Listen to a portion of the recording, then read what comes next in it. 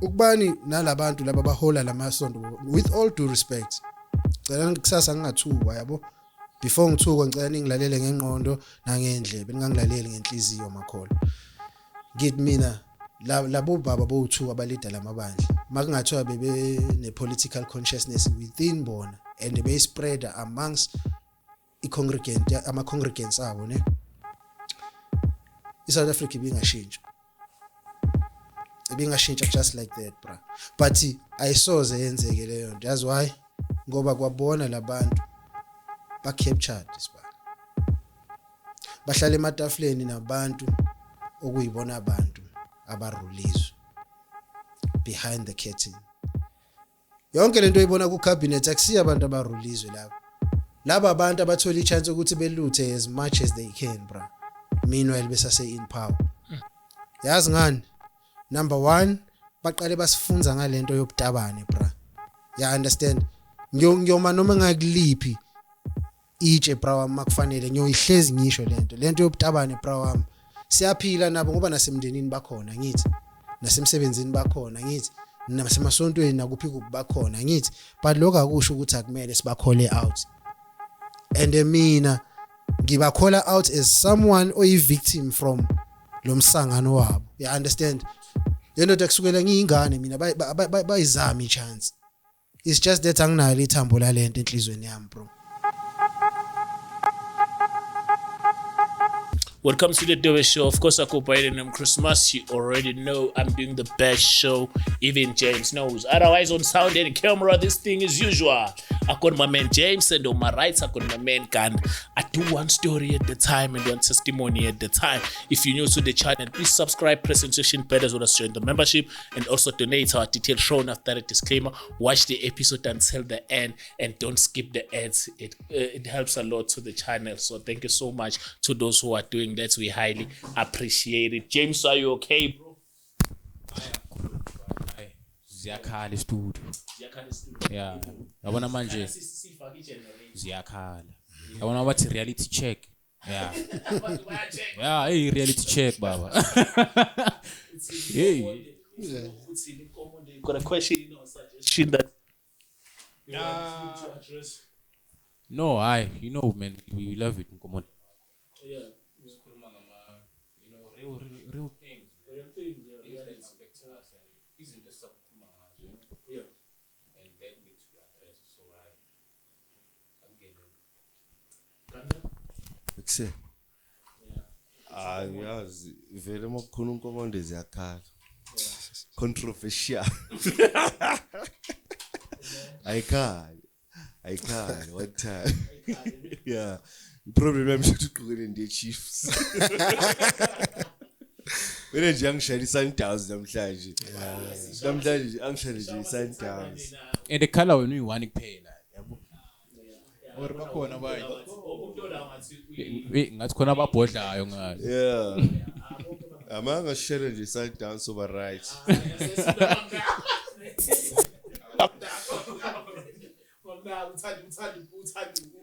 Ukulwa. Mr. Kobode, welcome to the show, sir. My good sir. Thank you so much for coming. We really appreciate it.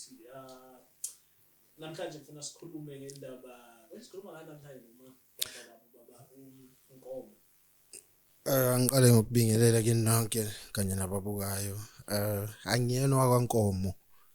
Ngingunkomonde. Ngingumsuthu umbhekana omnqamu ngathola umdaphuno wadaphuno wabuya namasende nje. Uzalo likamanike izitoma yesokeni nomphoxelo ngasabanga ubhoxa ikhona lakhe yasithola. Ngudloma ngudinangwe. Angiyena unkomo. Unkomo angimazi but ungaphinda umbizi. Correcta yena ngiyena unkomo.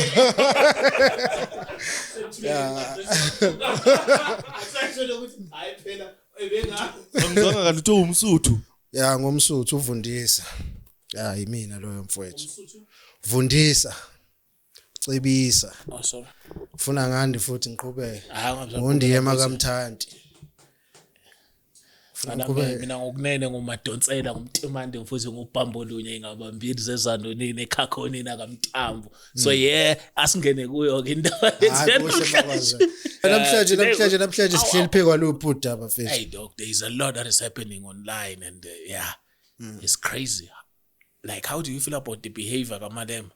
Like, for example, there was Umazwi was kidnapped and bamthola maseqedwe kwenziwa imashini maseqedwe kwenza this thing. Then after that mayisimtholiwe, then he was the first to retweet. I understand the guy who's Robert who tweeted I first. think he's part of the EFF lo othi This guy must be arrested. Umazwi must be arrested ngathi amanga lento ukuthi he He was kidnapped. Ayibona leyo nto. So, like, I understand Robert is white. He don't care. At some point, they will show that, hey, I'm like racist is something that I breathe. So, I understand the white men doing that to our black brothers. But it was very painful when I see Malema retweet that and say, hey, this guy must be arrested. Mfethu mhlambe mina wami umbono uzohluka kwabaningi ne wakhe uJulius Malema. Ngizoqala ngokuthi uzobuna amanga mawulingana nathi ngeage kodwa lo yamjida zanga impact in any kind of way politically mawukhula la eSouth Africa. Yabo leyo nto le ube iface ye-youth wasikhombisa ukuba nesibindi wasikhombisa ukukhuluma iqiniso for isikhathi eside. Yabo leyo nto le kuba buhlungu ukubona umuntu mina nje ngizoqala ngokusho ngithi ngihlezi ngisho lento ngikhulele kwi-political environment ne but since ngiba yi-adult angikaze ngaba involved nama political parties angikaze ngivote till this day. Yabo leyo nto le okuyinto kumele iqale ishintshe leyo manje. Yabo leyo nto le ubhuti simbukile mfethu ebuyisa patriotism kwi-country ebuyisa i-political consciousness kwi-country uyidlalile indima yakhe kakhulu. Yabo leyo nto le kunesisho sesilungu esithi a good dancer knows when to leave the stage. Yabo leyo nto ubhuti ngicabanga ukuthi kwameqa lokho. Yabo why ngizosho kanjalo mfethu EFF there was a time i-executive committee yakhona kuyi-creme de la creme, you understand, and ihlangene ubone ukuthi i-future eSouth Africa ikulabantu. Uyakhumbula? Sure. Makuhlangene Dr. Mbuyiseni Ndlozi, Floyd Shibambu, there's this other guy engimthandayo man bathu bano Andile Mxithama. Yeah kusase no Andile Mxithama la Dr. Dalimpofu kanye namanye ama sister futhi prominent kwi politics ayikhona la. You understand? Before uCIC ezoba i-graduate angisho njalo nje mawukuthi iFF yayikhumbula before uCIC ezo graduate executive ye-EFF yayikhomba direction ukuthi one day bazophatha lelizwe. Kodwa over the years makhamba isikhathi bonke beloke bephuma nga one by one, bonke beloku kwenzakala yonke lento eyenzeka esala ebayedwa uCIC.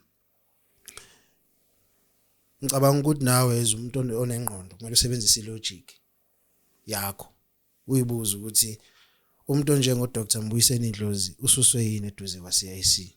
Bekwamathe nolimi lawo. Umuntu onjengo Floyd Shibambu even worse ususwe yini eduze kwaCIC. Yabo? Most recently uFloyd uhlambulukile ngokuthi bayibona ingozi ngenxa yokuthi umfowethu akafuni ukutshelwa umuntu oyena otshelayo. Yabo leyo nto le. So uyigubhele yena ithuna politically, you understand, ngalento ayenzayo. Akukwazi ukuthi for instance mina usisi wami uzalwa kobaba kimi, yabo, ubaba wami nobaba wakhe bayalamana. Yabo leyo nto. Ukayise wami ingane zakhe ezu2 za rage mfethu eKrugersdorp ziyoshutha music video bro. Zike ngirapewa amazama bro. Yasikhumbula leso story? This story I think last year it's 2 or 3 years back. Lapha ngase emine. Uyakhumbula leyo nto ne? Yebo ke bhuti. Enganeni ezazikhona kulabantu besifazana abadlwengileka lapha ezu2 ingane zamntaka baba ezazama virgin. You understand? So lento yokulinyazwa abantu bokufika akusiyo ukuthi into mhlambe engiyihogele ekudeni lo muntu engikhuluma ngaye naye mayibuka lento akusuka ukuthi mhlambe isihlobo esikude ingane yasekhaya straight kunje wokayise yayibona leyo nto njengawe nomntaba bomkhulu wakho yeah nabandawonye lezi ingane zakhe ngeke ngiyibize ngamagama ezabashana bami zithi malume kimi yayibona leyo nto le so makuwukuthi wena umndeni wakho mhlambe uvikelekile uhlala kuma gated estate and ingane zakho ziphila i-private life private life you understand ziya kuma private schools zi attend izinto thina abaningi esinga afford ukuzenza kuba buhlungu masizokuza ukukhuluma kanje you understand alone maningi ama atrocities alethwa ama foreigner emndenini wami nasempilweni yami alone but nje ngizo highlighta leyo scenario le yase Krugersdorp okwamanje yayibona leyo nto le uthini kuthina abantu ababulawelwe imndeni abantu abadlwengulelwe imndeni abantu mfethu abadlwele imizi because nemizi yasemakithi iyadliwa idlwela ama foreigner bra you understand bafika beyabantu abazoqasha ekugcineni bagcine beown umuzi wonke umuntu wakuleyo muzi aphenduke umuntu ongeyena wakuleyo muzi bayi hijack imizi bayawa hijack ama buildings bra so enye into engixakayo ngomfowethu ukuthi le unity eAfrica ifunayo kakhulu kangaka why efuna ngabantu abaphuwa from other countries aba illegal la ezweni lethu why engabi mawukuthi ngempela uyifuna ngaleyo ndlela le unity eAfrica why angake ahambe nabo labantu babuyele emazweni abo azame ukuletha intuthuko khona azame nokuletha ushintsho khona bese ethi Africa unite why efuna ukuzolima bra mina ngiyi taxpayer you understand mawungabuka ipayslip yami angihola even imali ebhayi but imali ediductwayo icishe ilingane nemali engiholayo yayizwa leyo nto kodwa ngokulelizwe sitshela ukuthi asivumelekile ukuthi sibe nezwi ngoba sisebenze endaweni ezithile akumele sikhulume imali yethu ye-tax iyo lethenga i-medication kulezi ibhedlela lezi kumele kubenefite khona abantu kungamele babenefite khona you understand iqiniso vele yilo ukuthi ama leaders asinawo bra ngayisho lento last time because mawubheka nakubona labantu abasemaparliament nakuphi kuphi ingane zosibanibani ama sex partners banibani alaphana bro wami i-intellectual capacity ayikho kulezi indawo esifise ngabe indawo ezisilidayo abanye abantu bangena kulama sekelo okuleader through sex yini into eyocatshangwa yileyo muntu yini into angayicabangela ama messages leyo muntu not so long ago nibonile ama politician akulelizwa ngengigagula amagama abantu bethatha izingane zabo befaka kuma position athile iFF yaza kulwisa lokho if ungaphosisi futhi angalo nginqa manje uGwede Mantashe ingane yakhe wayifaka lapha kwakuyini le yanto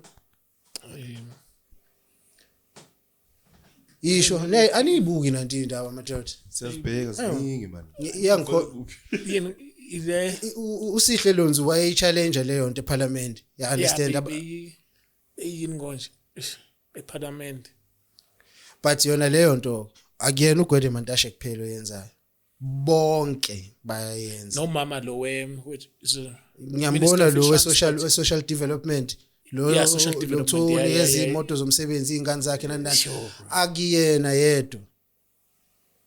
akuyena yedwa bra wami asinawo ama leader kule country mfethu yabo singakhala sithi isystem yethu yasibhayizisa yabo leyo nto le but eqinisweni ukuthi mawazi history ndoda abantu ababe subjected to slavery kakhulu abantu base East Africa nase West Africa ne hayi ukuthi abantu bokufika ababecindezela labantu kuphela phakathi kwalabantu ababecindezeleka kunama leaders ayebadayisile anikhulumi ngaleyo nto nini nicabanga ukuthi like abalungu bavele bafike badominate abantu abamnyama bese kubaka kwakunamakhosi kunenduna kunabo bonke abantu ongabacabanga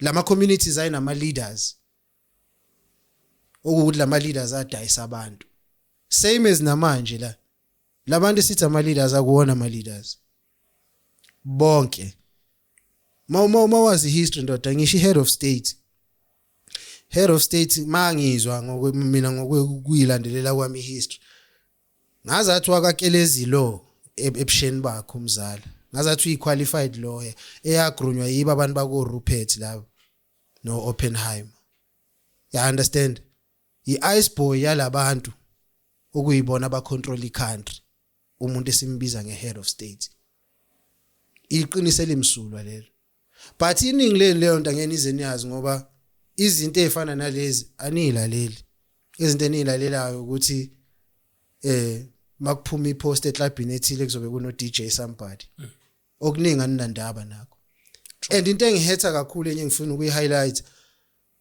ama-artist these days awanayo leadership quality bra kubona no futhi let alone leadership quality angazi noma into ekuthiwa mental capacity yokucabangela isizwe no yekela ukuba brave kumele ube ne-mental capacity ukwazi ukucabangela ama-messes before uzoba brave you can't just be brave without knowing ukuthi brave for ini yayibona leyo nto le bra most yabantu esinabo namhlanje esibabeke phezulu kwi-entertainment industry abantu abangazi nanokuthi political consciousness yini. Now I was talking in terms of like even yabo nje kukhulunywa ngendaba zama foreign march there's no one ku entertainment or like a DJ. Yeah, I understand. Yekelo DJ buka la last episode ngathi uMama Winnie Mandela ngimrate above ama politicians or ama struggle icons akwe past amaningi yayizwa lento why igama le-ANC alone African National Congress lo mama waligcina liphila lelo gama lalingashabalala ngalezi ayikhathi kakhulukazi ngama 70s 80s lalingashabalala lelo gama umuntu wagcina igama elithi ANC liphila kwi-country igama elithi Mandela liphila njengoba wena wazi Mandela namhlanje I dare ukuthi kukhona umuntu wazi history ngangiphisa lento engizokutshela wena ukuthi wazi uMandela today it's because of Winnie Madikizela and how so uWinnie wayehamba ehlangana nawo wonke lama artists oyuvon Chaka Chaka oMambusi Mhlongo Lady Smith Black Mambazo Hugh Masikela Miriam Mak ohlangana nabo bonke labantu kuma backstage ebacela ukuthi ngicela nikhande ingoma ezikhulu ezitshela isociety ukuthi sibhekane nenkinga kanje and kunomuntu kanje okumela khululo lapha ejele uzozuzo Brenda Fassie bethi we miss you Mandela where were you imsebenzi kaMama Winnie Madikizela leyo ya understand and kunzima namhlanje ukuthi sibe nama artists kanjalo ngoba senabo omama banjengomama Winnie Madikizela kwisociety kwisociety no mama abaqhakambisa ukudayisa ngomzimba abavikela ukudayisa ngomzimba bekubone kuyinto eright abavikela ukukhishwa kwezisu bekubone kuyinto eright yonke into ebhedayo yonke into etoxic towards ukuphila kwesociety namhlanje sinabafazi abaqophisana namadoda ngokufeba sinabafazi abaqophisana namadoda ngokuthi yena uzalela amadoda angaka yayizwa leyo nto le asena equality abafazi efana nabo Winnie Madikizela kanye nabaningi ayekade bambisane nabo ngithi kuwe mina iANC le yagcina imbetray uMama Winnie masithola inkululeko la yona mfethu uMama Winnie kanye nabanye ithimba labanye omama ukuthi angeke ngibakhumbule bonke yabo leyo nto le wayengeyedwa but yena wayelida kuleyo crew yalabo mama ayizwa leyo nto le kunzima ukuthi sibe nama artists kanjalo today and wonke lama artists owabonayo abheke ukukhamisela ukuthi athola amathenda athole imali from ukubizwa kulama show alama political parties so i-political resistance kodwa ngeke izibe khona i-political resistance i-political consciousness ingekho. I can understand them artists even pastors are quiet about it. Yes, everyone's quiet about it and yazi ngitshele a quick solution ne ngeke ngaringa no Bra Ike ne Bra Ike angeke ngize ngifihle lento one of amajite engwafrosta nayo ne angeke ngavumelana nayo yonke into ayikhulumayo yeah true but most of izinto ayiringayo bro mawuhlakaniphile zokuphaphamisha jo yabo leyo nto le Bra sike saringa no Bra Ike ngisikhuluma ngokuthi isonto inkosi yakashembe nenkosi yakalihanyani iyodwa mabethanda labo bantu bengayishintsha iSouth Africa just like that yekela wonke la amanye amabandla akhona yayizwa leyo nto if lamasonto wo2 ama leaders akhona bekwabantu abalwisa nabo injustice ne njengoba sasibona uBishop Desmond Tutu ngesikhathi somzabalazo babe phakathi kulezi zinto angithi ezabafundisi excuse me ukubani nalabantu laba bahola lamasonto with all due respect cela kusasa ngingathukwa yabo before ngithukwa ngicela ningilalele ngengqondo nangendlebe ningangilaleli ngenhliziyo makholo ngithi mina labo baba bo2 abalida lamabandla makungathiwa bebe ne political consciousness within bona and be spread amongst ama congregants abo ne iSouth Africa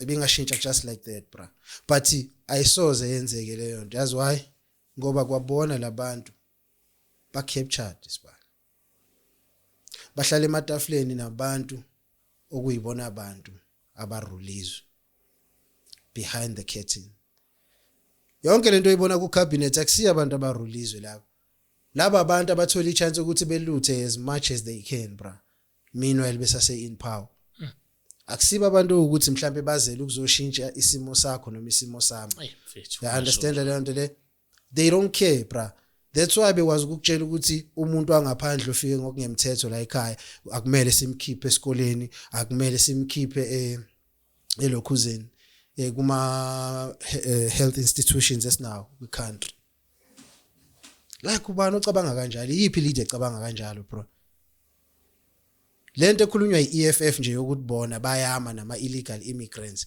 ngiqeda ukukutshela ukuthi mina ekhaya kwadlwengulwa izingane zidlwengulwa abantu aba more than 10 bro bephinda ngazo ezingakaze zalala namuntu ngikhuluma ngamantombazana abama virgin la leyo nto bra mangakubuza namhlanje ngithi icala la khona laphelele laphi lawa ama illegal foreigners aphelele lapho ngangiphendula untraceable then iCIC yenu ke le eniyithandayo intshela ukuthini asikuzibe konke lokho ku document labantu sihlale nabo sisirape yonke le pain yena ngaleso sikhathi uhlale sentini bra unreachable angeke ingane zakhe angeke zibe subjected to whatever lesihlangana nayo thina uthini ngemndeni efelwe ngemndeni eqhekezelwe ngemndeni etshontshelwe lahlekele uthini this guy bro hates South Africans and that's the ngiphatha kabini ne esiyithatha kancane ezabantu mangihlezi ngikhuluma ngepatriotism ngikhuluma la ngepolitical consciousness abantu abaningi yabeqa leyo nto and angibasoli yazi why ibeqa last time ngasho ngathi sakhohliswa kwathiwa abantu abahlakaniphile baka maths and physics abantu baka maths and physics abahlakaniphile ngalendlela ocala bahlakaniphile ngayo ngiyohlezi ngisho leyo and why ngisho lento futhi uthi ngisho straight lento uthi why ngisho kanje angiboni mina kule age enginayo bro wami ngaqala ukusebenza nginangaki na 18 yakhumbula kutshela unyaka wami 17 lo ngisipana ne mina ngakutshela ngokungasabi kwi age yami bambalwa bazokutshela lento engizoyisho bayisho public futhi mina kwi impact enginayo kwi society at my age kunabantu aba more than 3 or more than 5 abakwi millionaire bracket today ne abazusizo lwami benganasizo lwami umuntu empilweni zabo at all from scratch yangizwa ngithini ku engibazi behlupheka like from immediate family to abantu engiclose nabo you understand nginabantu mina at like kule mpilo engisayiphile today not 1 not 2 not 3 more than that ne abakwi millionaire bracket abangakutshela ukuthi ngila ngikhona lo mjida wadlala irole enkulu empilweni yami yayizwa leyo nto nginemndeni mina emininga bro wami la ngiphuma khona elokushini lami eMnambithi kule section engiphuma kuyona kanye nakumanye ama section kwangena mina army ne kwangena abafethu abaningi army after that yayizwa leyo nto le and most labafethu engikubalela bona ba successful ukudlula angeke uzuqala nokuqala ukungicompare nabo yayizwa leyo nto le banama assets banemali zonke ongayicabanga yayizwa leyo nto le but let me tell you something bro ngiyibonile lento over the years ama qualification ase tertiary awayilethi wisdom kumuntu ungafunda ugcine la uthanda khona ube ne PhD or whatever yabo uma une intellectual capacity below average bro incwadi azenze ukuthi uhlakaniphe zenza ukuthi wazi lento oyifundele kuleyo faculty leyo uphelele lapho. Most abantu aba successful engibaziyo basafara from a low self esteem bro. Empilweni zabo ne babengena support, babethola ama rejections, babengabukeki nakahle, babebizwa ngamagama athile, babengenako ukuyithemba. Umuntu wasebenza kanzima academic wise ukuthi agcine eshintsha impilo yakhe. Mayese ishintshile impilo yakhe namhlanje sekumele atshele thina ukuthi untswempu kunathi uhlakaniphile kunathi uyazibona ngani overnight and useshaya ingane okudlula abantu ababeshaya ingane kunaye. And ingane zakhona iziphi ilezi esayizalisa thina singenamali yena udinga imali ukuze angene lezo ingane. Uyisoka leyo muntu. Kwisociety sigcwele ngabantu abanjalo mfethu like aba empty ngaphakathi abafundela ukwazi lezi zinto abazazi from ama faculty. Abo mina ngisebenze kuma arm of service ne impilo yami yonke. But mina noma ungangibuza sihlale siconverse about anything ne mina ngingakhuluma nawe ngento zaka health angazi ngisipane ka health but I can tell you ukhona ulwazi oluncane enginalo ngento ezithile zakhona. You can hold the conversation. Yeah, conversation ngayibamba clear. You understand that? Ngisho ngathi ukuya ko bathini lezi zinto lezi. Ebra in most faculties mina mawungathi uyangibuza ngawo angazi ngwakelezi but ngingahabula ngawo. So most abantu abakwi society kakhulukazi laba bayitshela yabo le gang ethanda ukurabha ebusweni babantu ukuthi yona ifundile ne ithi cacisele ukuthi abantu abanjani lapho. Yabo le gang yaphuma ngo exemption nango school living e high school. Namhlanje sekubizwa ukuthiwa yini udiploma no age ne. Yabo leyo gang yaphuma ngo exemption no school living ka matric okuyizinto esingaphumanga ngazo. Mina ngiphumanga ngalo mpedo lo. Yabo leyo nto. Mina ngaphuma ngo merit mina ka matric. Mina angafundeli ukuphasa angifundeli ukwazi. Siyafana. Understand leyo nto le. So ngithi kuweke mina majority labantu abaphuma ngo exemption majority labantu abaphuma ngo exemption no school living high school ne o nithi no diploma no age bahamba baya ema-tertiary wait bahamba baya ema-tertiary ne sabafanda ngeimali zethu ukuthi sibafundise ema-tertiary ne bafunda baba lezi zinto abayizona namhlanje ne kwakumele bayiprovele bona beprovele nomphakathi ukuthi abazona idomu the way bebuke ngazathi bayidomu ngakhona. So namhlanje isitholile lesasicocisa improve layo ukuthi akasona isidomu and futhi nakhona akasitholi clean. Majority labantu futhi abakutshela ukuthi bona bafundile kunawo lama qualifications bawathola through imbuzi mfethu ibizwa ngebanana tertiary lento sibali. You understand? Yeah. Through kopela. Yes. Most abo mawungathi abayobhala i-final exam uthi mina ngibe invigilator kuleyo final exam bengafail most yabo. Abekho smart the way befuna ukuntshela ba smart ngakhona. That's why bezoloke bekufide emahlweneni ukuthi ngifundile nginamajazi angaka. Eprior wisdom awilanda scale. Mawudali ukuthi une wisdom scale ungayela ukuyi enhance. True. You understand? Mawungenayo awunayo. Mina ngitshela ukuthi nginabafowethu engikhule nabo abama millionaires ne awagcina ka matric abanye abasiqedanga nescale. Baphiliswa yini? I-business acumen. Yayizwa leyo nto le. So mina I'm the last person uzongifuthela mina abantu abaqala ukusebenza 15 years ago nginesandla ekuthenini bafunde babe njani. So mina lezi zinto ukuthi mhlawumbe udoctor bese uzoyifutha phambi kwami ngoba ngujele uthi ungcono ngani kunami ungena ungakazi uimpact society ngale ndlela engiimpact ngayo society. Phela imfundo yamanje yokuzopikela abantu ukuthi ungcono kunabo. And imfundo yakho if ingena impact kwi society emahlweni ami useless njengawe. Yayibona leyo nto le kusizana ukuthi ube namajazi a multiple but awu impact umuntu kwi society.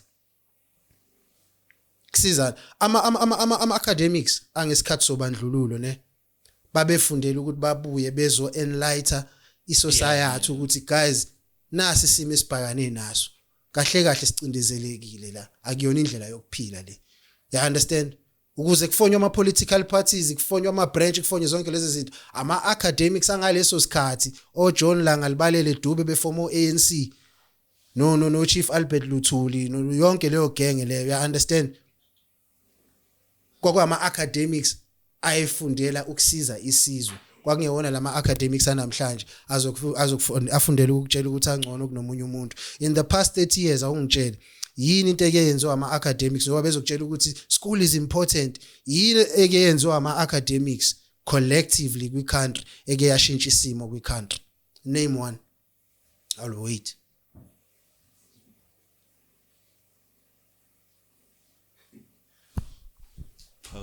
It's the same thing. Even the leaders didn't do nothing. Asizuganda uthini? No, mina angiphikisana lento ishow mara ngifuna nje ukuthi mina the way I see it ne ijive ukuthi as a country asina engazi ngabe ngathi asina identity in terms of engazi ngibeka kanjani okay ngibeka so I feel like South Africa as a country bokumela ngabe inkulu ku agriculture na ku engineering based on the things that we have la le country mina university ngigxeka or tertiary ngigxeka ngendlela ukuthi majority abantu abaclaim ukuthi bafundile baya kuma tertiary bafunda bo marketing abo izinto engeke angiboni mina zisiza nga anything that's why ngiphendula le part ukuthi that's why ngeke kuze kube ne impact abazoyenza emphakathini but I can tell you now ukuthi if lento bushilo eli ukuthi if besikhulisa abantwana sibafundisa ama skills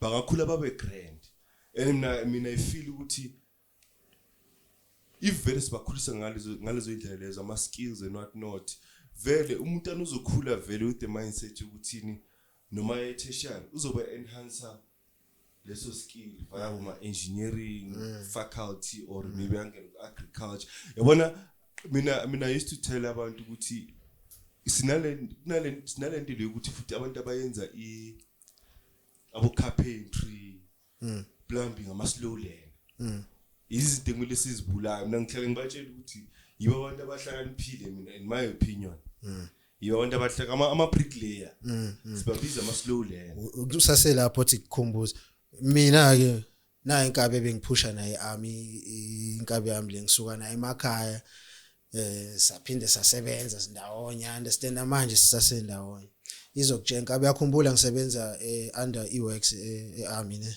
ngathi sifundiswa ngale zinto lezi zokwakha zonke mina ngiyabona nakuleyo field phela yabo leyo nto le ikhona yashaya mina yabo nje itile leli ngakuhlabela lona ceiling ngakushayela wona ne plumbing ngakushayela yabo leyo nto le ngeke ngasho earlier on la ukuthi ligotshwa lisemanzi ndoda yabona izingane from kindergarten sibali from a crash iziye uphuma ka matric indaba makungathiwa from a crash sifundisa izingane ukuthi ayisebenzise izandla kube nama workshop from primary you understand thothi izingane zikwazi ukwenza fitting and turning zikwazi ukwenza olokhuzana oma tiling o bricklaying njengoba esho uGanda lama skill aphilisayo lawo bra wami you understand mina mangathi uyishubile kahle hle kuthiwa ngisasebenzi mhlambe kuthiwa ngiyaxoshwa emsebenzini God forbid mina ngeke ngalamba mina izandla zami ziyasipana mina yabo singathule khona isuthu ngicathulo mina izandla zami uthi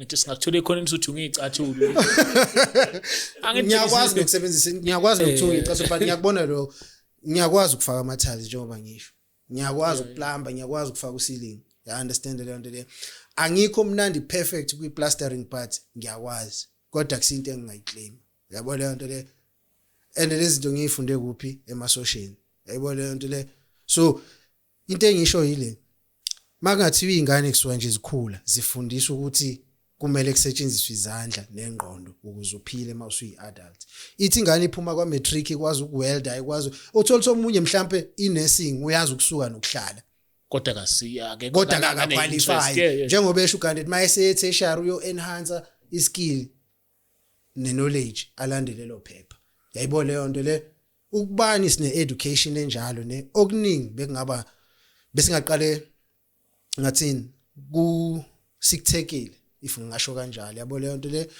another thing fine ngiyakubona ukugojwa lisemanzi ne into enkulu ekumele siyiface leyo ngoba youth ilona kusasa le country because manje youth ifuna ukuqeda isikole ibe ngamabhedi wakwabona intombazane ifuna ukuba ku Instagram mayiqeda isikole inkinga ngithi iqala ngokuthi asinama leaders kuyenzeka ilead be incompetent bafethu asilifaceni iqiniso lo umuntu ofana nami nawe weza ngocansi la emhlabeni bra yayibona leyo nto le kuyenzeka umuntu abe incompetent bra and wona ama leader funda that lifestyle. yeah kuyenzeka ube incompetent ingakho ngithi mina yabona mfethu kuthina esiyazi ihistory nesiyithandayo ihistory bra it's only fair ukuthi sitshele ipublic okuyiqiniso ngoba into ebhlungu njengamanje in today's time kuma politics kugcwele abantu abangazi ngisho ihistory angeke uze ukwazi ama politics ungayazi ihistory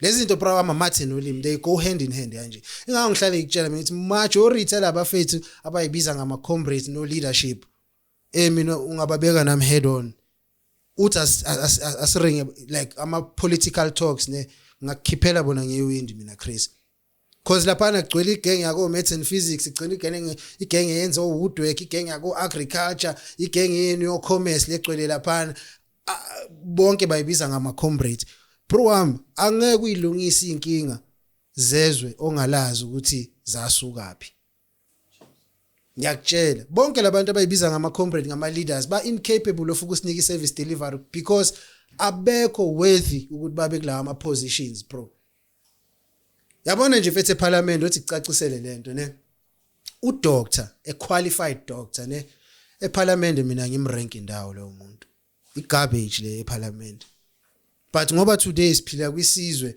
esihlonipha istatus somuntu u doctor eParliament ubonakala ngazathi unevalue ithi ngikwenzele example yabo Siya Kolisi he's one of the greatest rugby players esiyoke sibe nawo la kwe country but uSiya Kolisi mawungamthatha njengoba siya kwi World Cup nje this year umfake kubafana uthi akayodlala lapha expect ukuthi so wina unamanga ngeswini so uphuma early nje you understand le nto le uSiya Kolisi untswempu kwi rugby field not kwi soccer field you understand na ku political arena is the same u doctor akadingeki ku political arena brawami the only time la ngadingeka khona u doctor ku political arena as a minister of health edila nezinto zaka health only outside of that akafuneki umuntu akacommerce entweni ezihamba nama finance and all that uyena ofunakala eParliament i-committee nje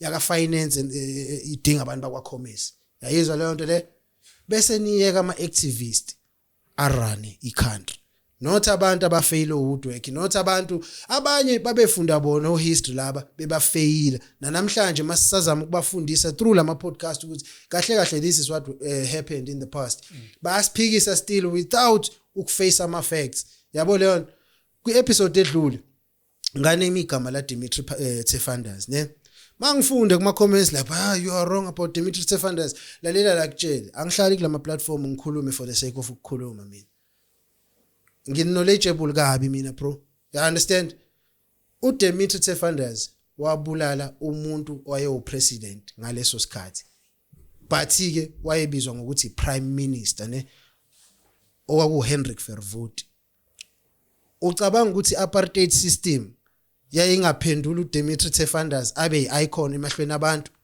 engeke izikwenze lokho that's why bengambulalanga akafanga shortly after ukuthi ebulele uFerwood chazele uDimitri Tsefanders mfethu wabulala lo amjita emva kokumbulala amabhunu ngoba ama future thinkers they knew ukuthi if bembulala lo mjita uzoba yi-icon you understand ye-struggle and abantu abamnyama bazofuna ukwenza lento eyenziwa uyena all the time because wayebeke ibar so high bra into ayenza bra ikazenziwa umuntu yayizwa leyo nto le bamtorture ngayo yonke indlela ongayicabanga bemphilisa impilo yakhe yonke kuma psychiatric hospitals bemenza ngazathi umuntu ohlanyayo yayizwa leyo nto le waze washona ngo1999 1998 or 1999 I think it's 99 washona 1999 uDimitri Tsefanders efela kuphi efela kulama mental institutions akhona you understand ngomlomo wakhe kulabo bathi hey akamgwazelanga lezi zinto mina engazisho ngithi ngathi mina wamgwazela ama atrocities nama illnesses nama injustices ayawaletha kwi society yakhumbula ngasho njalo kuma comments abanye bathi hayi wamkwazi wayesebenzela ifamily ethile kwasho kwacima amanga yonke leyo nto bra wami ayizwa lento from the horse's mouth mina history ngiyifundanga kuma political rallies noma mhlambe ngiyifunda kuma meeting abhedayo mina history ngiyifundiswe abazali from ekhaya ayizwa leyo nto ngaphuma ngayifunda ngisho esigele namhlanje sengineminyaka close to 2 decades ngaphuma esigele impilo yami yonke mina I'm all about ukufunda history bro you understand abantu abangarewrite history ba flip script i-apartheid government ayingeke izenze uDimitri Tsifandase abukeke njenge icon in any shape in any way you understand in any way bro uyayizwa leyo nto le so that's why bazama ukukhanda ama conspiracies ukuthi hayi wambulalela lokhu nalokhu no wambulalela lento engayisho and uDimitri Tsifandase bamtorture for the rest of his life until eshona ngama late 90s bro and ubona ukuthi amaqabane lawa aphuma eRobben Island amamenemene kangakanani ngo1994 azange bamrecognize uDimitri Tsifandase kuumuntu owenza into engaka ezweni and kulabo abazi history futhi abanye engibabuka kuma comments last time ngabala abantu abawu3 cause ngangishayana isikhathi I understand baningi abantu engingababala mfethu abama icon akulelizwe ndoda Mangaliso Robert Sobukwe bantu Stephen Biko Solomon Mahlangu Demxenge family bathu bani uGriffith Mxenge nobani kahamba ngisakhumbula umfazi wakhe obumam Charlotte Maxeke the Sisulu family like bro the list goes on you understand ukuthi khona nabakhona abadlala iqhaza elibalekile abangazange babe famous you understand maningi ama struggle icons akule country ndoda and awasoza phele noma bengazama ukuthi basdemoralize kangakanani into nesizenzayo noma bengathi basisabsa kangakanani awasoza phela ama icon ndoda so mina ngifuna ukutshela each and every child bese high school eyenza ucommerce eyenza uhistory enza general excuse me ngifuna ukutshela ingane eyenza icommerce neyenza ugeneral ukuthi awusona isidom in fact uhlakaniphe 10 times more than leli class abakwenza ufile ngazathi uinferior kulona reason why bengafuni ukwenza ubona ifull potential yakho as an accountant student or a history student ingoba bayazi ukuthi uzolwisana nesimo esikhona uchallenge authority phela program yabona ukubani wonke umuntu wafunda ihistory uenlightened and uyazi ukuthi kwakwenzakalani ezweni and if majority abantu kulelizwe bafundiswa ihistory yakulelizwe you understand niye ukusifundisa mhlambe ngo DF Malani niye ukusifundisa ngo Pig Botha lawa ama heroes ebala lawo you understand niye ukusifundisa ngo Hendrik Verwoerd sifundiseni ngobantu Robert Sobukwe niye ko Jan van Riebeeck niye ko Vasco da Gama sifundiseni ngobani ngawo wonke labantu engibabalile yabo leyo nto le. But don't you think our leaders don't see that the system is like no bonke bayakubona Chris yazi inkinga yini once wafika endaweni ethile politically ungena kwikhabhala ethile yabo leyo nto le bese uyakhohlwa okuningi naye uJulius Malema bra thina sikhule sazi ukuthi umele thina ngoba namhlanje seme against thina yabo leyo nto le bayaphiwa imali labantu bayaphiwa imhlaba labantu bayaphiwa imfuyo labantu baphiwa yonke into ongayicabanga you understand Julius Malema mbona ukuthi akasifuna ukuthi abantu abahambe beyokwakha umhlaba nje ubona ufike wakhe endaweni mase beshaya bayithulele yabo ngathi hawu Ngisola ngoJulius azingibona lapho ngathi wabaka bafuna abantu ngisola ngoJulius I think uJulius ukwatile ukuthi according to him by now he should have been a president eLandsa's. Remember the last national elections? Angazi noma idlala engqondweni yami but I think I've seen some. Khona Julius Malema angala khona lahla ne mic phansi stage. During elections or after my elections bona he thought ukuthi EFF is going to win. The last national election. Yeah, he was so sure. he feel He was sure. he feel sure. betrayed. Yeah, wafika ngathi betrayed. Yeah. But say MK but MK ifunduka Yeah. the blue. Yeah. And wonke umuntu ayakho. Yeah. He gave up and that's why I feel like maybe uyothi yazi kuyafana athi ngenza into zabo no, athi ngidle wahle abantu laba bafuni he's been eating ever since. I know what he's been eating been seyisho manje eating ever sekuyabonakala kasenandaba Bra well off lo mjida yabo, even if ungathiwa namhlanje udropa yonke into uthi yazini umnandi lo out yabo, leyo nto le bro yabona uma umuntu olwelizwe number 1, mina abantu engiba idolize yona namhlanje engifila ukuthi baba ama president of note ne, abantu abangazange be-enrich bona personally, ithi ngikubalele kune out ekuthiwa Thomas Sankara yase Burkina Faso ne, yazi ngizwe ubuhlungu manibiza abantu la South Africa ngo son of the soil. Uyazi ukuthi wait uyazi ukuthi leli gama elithi son of the soil la originator because of Thomas Sankara, bro. That is the original son of the soil, bro. Not yonke lama feces enhambe mabiza ngama son of the soil, bro. I'm sorry ukusebenzisa le language but ivar it hurts us thina siyazi history dog. uThomas Sankara akakaza enrich umndeni wakhe. Akunabo but baThomas Sankara batholakala kuma BEE tenders la noma esefile. uThomas Sankara wayehambe yowakha imizi, ehambe yowakha ama railway lines. uThomas Sankara wehlisa yonke into oyicabanga ye-VIP kubantu becabinet. Yayizwa leyo nto. Wabulala yonke into eyiluxury lapho, wathi namasalary kuba ama basic salary including myself as a president. Until sibe ne politician elewenza njalo.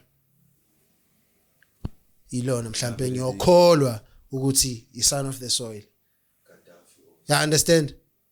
Muammar Gaddafi hambo checka indlela iLibya iphila ngayo under leadership ka Muammar Gaddafi. Free healthcare, not ukuthi public healthcare. Yonke healthcare yayiku standard se private hospital yezo, and wonke umuntu waseLibya wayene access kuyona. Makuthiwa abanawo ama services le mhlambe lese uphethwe isifa abangakwazi ukusilapha eLibya ne, igovernment ibikhipha imali ikubhukhela iplane eyokuya nokubuya lapho, bakubhukhele bakunikeze nemali yokubhukha ihotel lapho, bakunikeze nemali yokudla lapho. Yebo. Akusiya manga lawo iqiniso leli, go and check bro, ivarle ama oil prices, petroleum prices, petrol prices ngesikhathi saMuammar Gaddafi bezimahala lezi zinto, ugesi ubumahala eLibya mawuqeda ukufunda yezo, cause i-education ibimahala noma uthi ufuna ukufundelana. uMuammar Gaddafi mawuqeda ukufunda uthatha umfazi ubenikeza imali engango $60,000. Ngicabanga ukuthi mawuyiconvert uyiletha la eSouth Africa it's a bit over R1 million. You understand? Yeah. Ethi hambani niyokwakha umuzweni, bebe promote ama family structures are solid. Bengafuneki umuntu othola nje sezalele noma ubani kodwa the minute uthanda intombazane nifuna ukushada uyawufanda leyo mshado, ninikezwa nemali ukuthi hambani niyoqala umuzweni as ama citizen aseLibya, until ama imperialist forces efika ngalento ye media dilute ingqondo zama Libyan citizens ukuthi hayi lo president wena akenze ukuyikona, lo muntu lo uyi dictator, lo muntu unje. And the reason why angeke ngize ngikufihle lokho, mina ngeke ngibone nje abantu abangahabilisekile kahle bebona uBarack Obama ezifo Barack Obama mhlawumbe isave uDodo into leyo nto, umsangano nje wa president leyo nto. Angikho even proud ukuthi ngingathi iAmerica yakaba no president omnyama ngoBarack Obama, because uBarack Obama wafakwa laphana for ukuzo execute mission, bro. Mission it was to take uGaddafi out. And why babemthatha out uGaddafi prawam? uGaddafi waye powerful ngalendlela yokuthi wayesenhlelweni zokuthi akhanda icurrency eyodwa yaseAfrica. Ekwakumele kutradewe ngayo globally, you understand? And yayizoshaya yonke lento yama pound, euros, dollars, zonke ama yen, zonke lezinto zazizokhala ngaphansi kwe currency uGaddafi ayifuna ukuza nayo, ngoba icurrency uGaddafi ayeza nayo yayizojudgwa based on ama minerals, and obana baphethe ama minerals globally iAfrica. You understand? Le United Africa efunwa yilo mfethu osichaphazayo namhlanje wala eSouth Africa.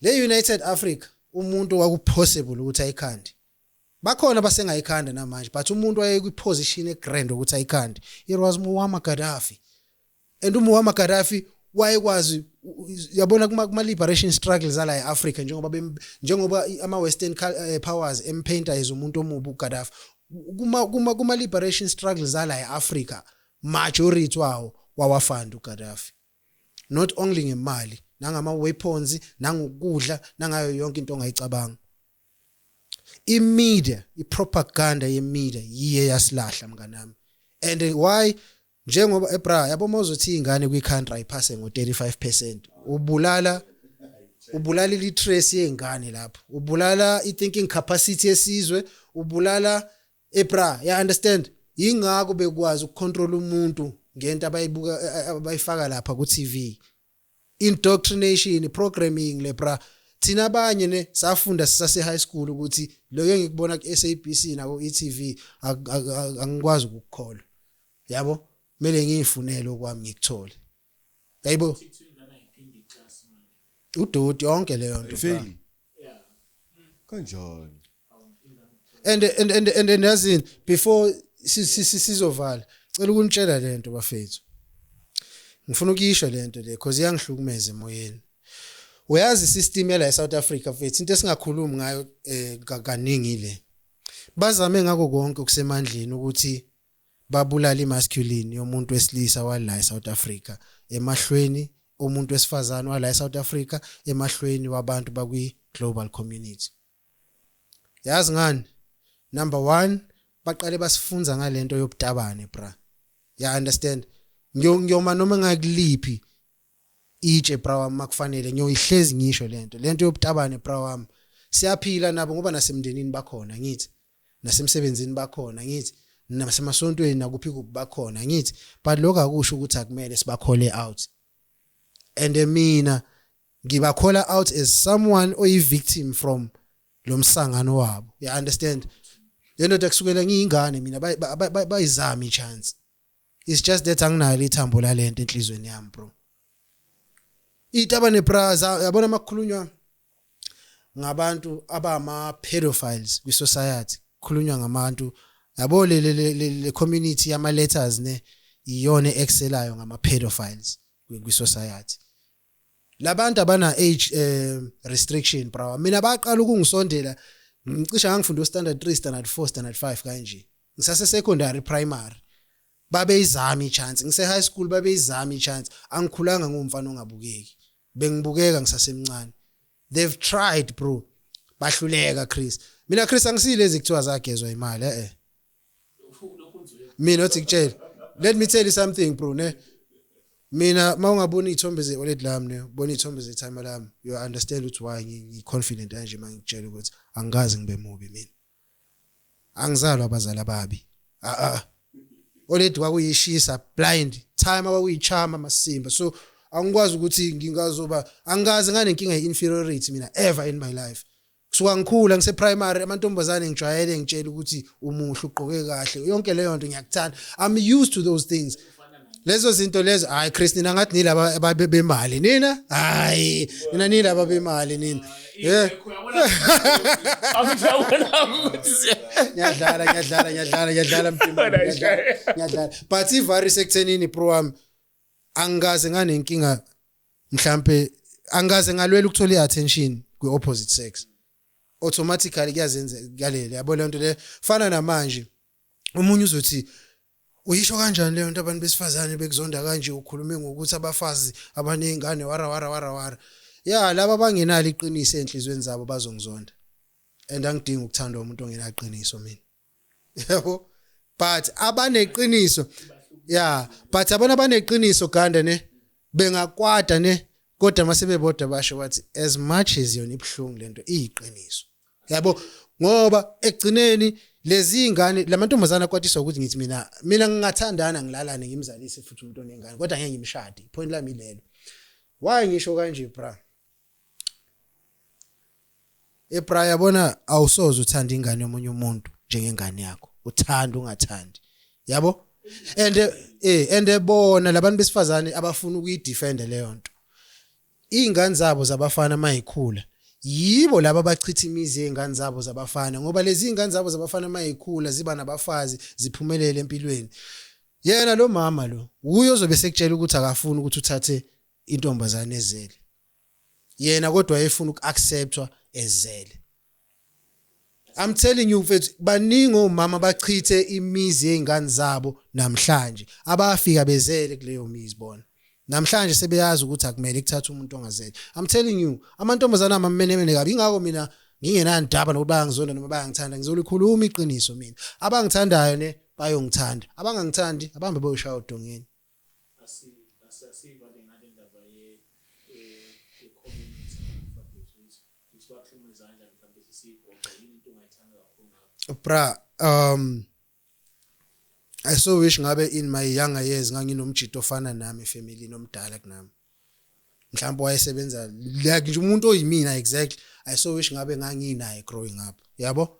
Because mfethu ba ama opportunist labantu mfethu yabo? Sikhulela kuma society ahluphekayo. Sikhulela kuma background ahluphekayo ne.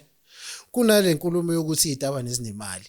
Yabo leyo nto le zi-own amasaluni ziyasebenza zinemoto zinjanjanyana lama crimes ezisibheja ngawo siwabona ezimali ya understand mina bazama ndoda kusuke ngiyingane yayizwa lento bayitshela othisha sengise high school abanye bayitabani bazama bazobe beyibuka lento futhi abanye bahluleka anginawo umthambo wobutabani kimi mina uNkulunkulu wangidalela ukuthi ngilale nomuntu oyi opposite sex kimi mina bra wami ngifuna ukuprocreate kulomhlaba ya understand leyo nto le the main reason why sina ama genitals ukuthi siprocreate bra yabo leyo nto le nokuthi si release mhlawumbe mawuchama iphela yabo leyo nto le hayi kwafaka endaweni e-wrong ufuna ukuthola wonke ama reason namhlanje asina amadoda akwazi ukumela iqiniso kwi society nakwazi ukulwelizwe because most amadoda ifuna ukuzenza abafazi ibalekela ama responsibilities zobudoda kwi society.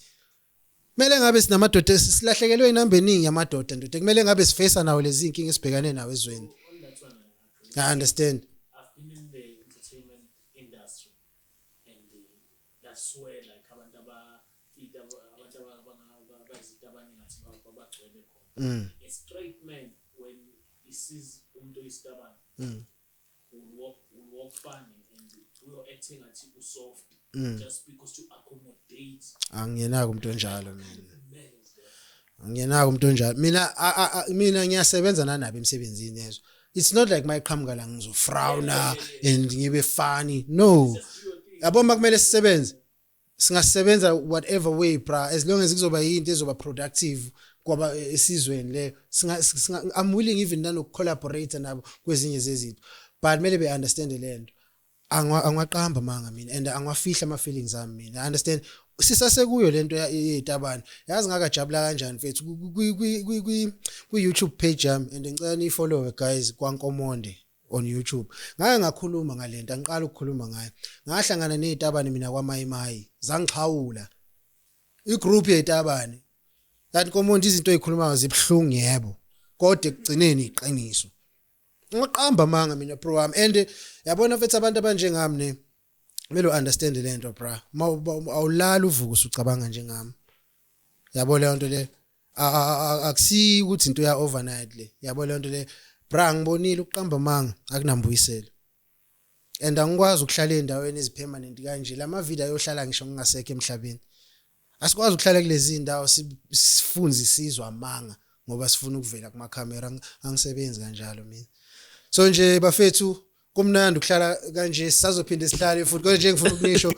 mfethu ngiyayithanda into oyenzayo ngiyayithanda into oyenzayo keep it up mfethu channel yakho bra wami one day ngathi ngaba kuma numbers o Joe Rogan mfethu sikhona nokuqasha thina sobe siqasha uTizo bengena nje kamnandi umuntu angene nge-CV akulalwa naye yazi mfethu iSouth Africa ikithole nje this thing ukuthi mina ngaqashwa nje nge-CV yami ngayi interview mfethu clean ya nix nje mina ngisebenza lapha guys ngicela nisisupport noba nisibone ukuthi sine potential ukuthi sibe ne content eniphilisayo nabo Chris nabo Nkomondi bakhona nabanye abafethu abazama subscribe bani follow Yeah. one day sifuna ukuvula ama job opportunities Yeah. sishintshe impilo zenu singagcini ngokukhuluma kuphela Ukuba ney'tulo eziwu-2 abanye bangada abanye bangaphi. yeah understand bra Wabona? Hey. and mfethu isengitshela nje abantu abaningi bra usozuphumelele ndawo ngokufake ukuzenza umunye umuntu ngaso sonke isikhathi ba wena you understand for example ne ubra Ike ngiyamfrostana like is one of abantu engibancanywayo like intellectual wise yabo leyo nto le but there's no way ukuthi ngingavuka kusasa sengikhuluma njengayo noma singizenza ngathi no ngiyobe ngingasasunko Nkomondi lapha ngiyobe ngingasasi Lento le ibaluleke kakhulu. yabo abafethu abayeke as much as nami kunabantu abathi ba inspire yimina ne ungazami ukuba usihle Cabanga iba wena cabanga Mina ngake ngalingisela uLinda Spear ngisebenza kwenye i-radio. Aqeda sengikhathele ukuthi engijulule ngemuva. way idol yakho ne Yeah. So uma ngithole i-first opportunity Wawufuna ukulandela that thing, and yeah. ngaba uLinda Spear ngajuluka kamanzi. Hey. uhleka lokho mzala Yeah. Ngake ngixoxela ne ukuthi hey ngasizenza uLinda Spear kwenye i-radio. but so thini mfethu sinawo ama idols ne mina njengoba ngihlale ngisho bafethu sisakhula Chris bekunabantu besibukela kubona sifisa ukufana nabo ku society today asisenabo yabo Yeah. and kumele sisibuyise leso spirit mfethu yabo mina ngikhule ngibuka abantu abanjengo PDB buka Dilika abantwana uKabelo Mabalani is one of abantu engifunde elikhulu kubo ngingakazi ngihlangane naye ngimbona from a distance I understand abantu abafana nobani hey kinga mina kune Grootman abathi uMoses Khakhane uyalazi engilincanywa blind ngenhliziyo yami yonke bra and if possible ngiyafisa lelo Grootman one day sike sihlale one on one I think I can learn a lot from that Grootman mfethu elinye noma befuna ukulifaka kuma shenanigans or lona linama shenanigans angazi but nelinye Grootman futhi engilincanywayo abathi Prince Mashele bra khahlamba lalo ya Grootman engilincanywayo abo ukuthi asithanda into efanayo nina nibheke ukuthi ngizokhuluma ngabantu abafamous ngithanda uMashele bengimthanda mara manje lalela ngithi lezi zinto ezishade inyana ezikhulunywayo ne mina as umuntu esengimlandile labantu engikhuluma ngabo sengibalandele for years and years abo bra ayikhumalo laba sengibalandele for years and years I understand fine mas very into ekanje manje angeke ziraphe yonke lento bengilandela ola lo mawungathi uyangilalela ngendlela engikhulume ngayo ngoJulius azange ngifike ngibheshe uJulius yonke into ayikhuluma la I understand ngichazile ukuthi kukhona okuhle sikubonile but manje